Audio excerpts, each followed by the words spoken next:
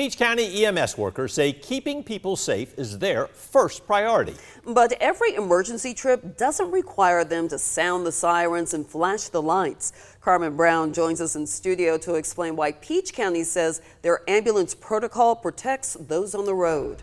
Frank and Lori, Peach County Emergency Services, says they try to use their lights and siren on less than 35% of all responses. EMS Director Brian Donaldson says while TV shows make lights and sirens seem necessary, they actually increase the chance of ambulance crashes. 4 minutes.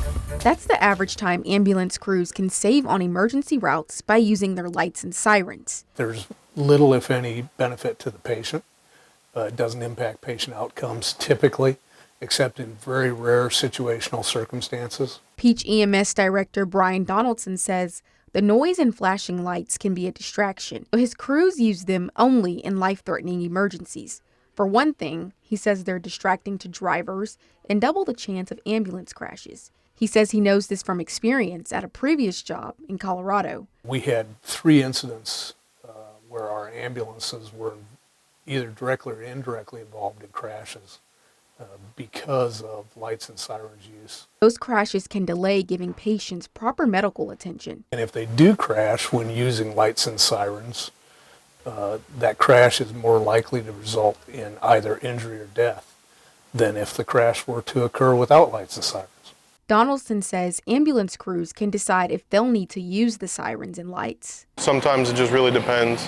For instance, like cardiac arrest, gunshot wounds or GSW, or major bleeding, something that's time sensitive, also strokes, we'll turn on the lights and sirens. When they do use them, Alec Garcia, an EMS shift supervisor, says it can be beneficial for distracted drivers. If you're in your car, you have the music turned up a little bit, not loud, but you won't hear us until about probably 60 to 100 feet away.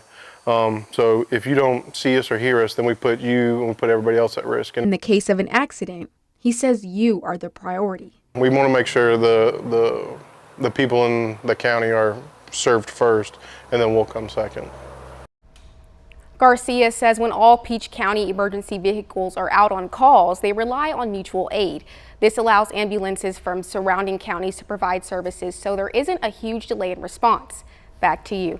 Thank you, Carmen. Peach County EMS says first responders in other areas started discouraging lights and sirens around 15 to 20 years ago.